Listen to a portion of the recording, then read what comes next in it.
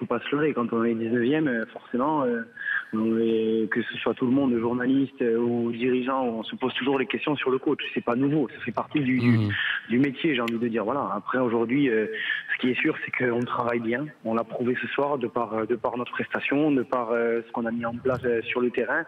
Et aujourd'hui, voilà, le coach n'est pas lâché par ses joueurs. C'est les 90 minutes de ce soir l'ont totalement prouvé. Ali. Oui, Jean-Louis, habituellement, quand vous faisiez dominer, comme je l'ai vu ce soir, parce que vous avez marqué les premiers, je sentais souvent cette défense à l'agonie.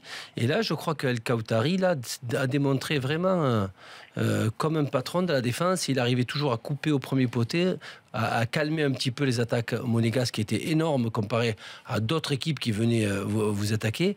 Est-ce que ça fait du bien à cette défense, El Khaoutari? Mais totalement.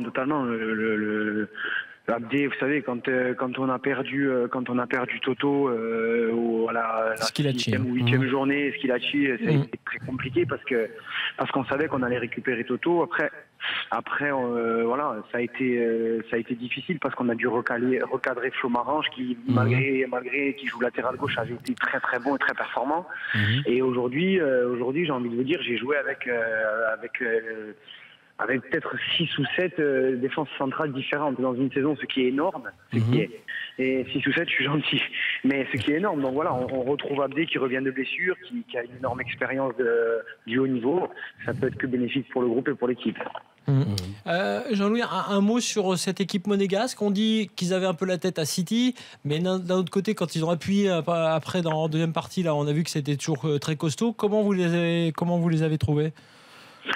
Vous savez, ce serait pas correct de ma part de dire qu'ils avaient la tête à City et que c'était par rapport à ça. Je pense qu'aujourd'hui, nous, déjà, premièrement, on a montré une belle riposte face à Monaco, mais après, si on n'a pas un petit peu de réussite ce soir, ça peut finir à 2-3-1. Il faut être assez logique.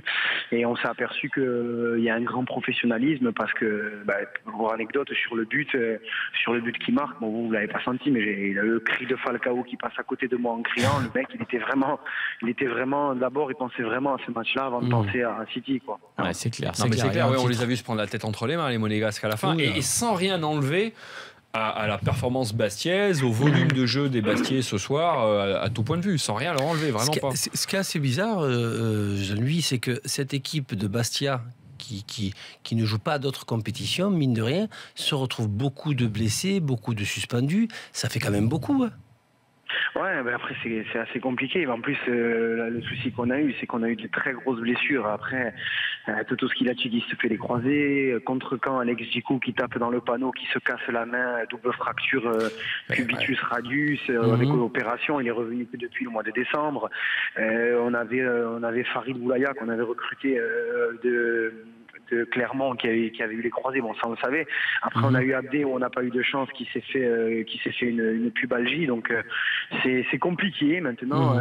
Il y a des saisons comme ça, qui sont difficiles. Il faut se serrer les coudes tous ensemble et avec ces valeurs et l'état d'esprit qu'on a montré ce soir, on y arrivera.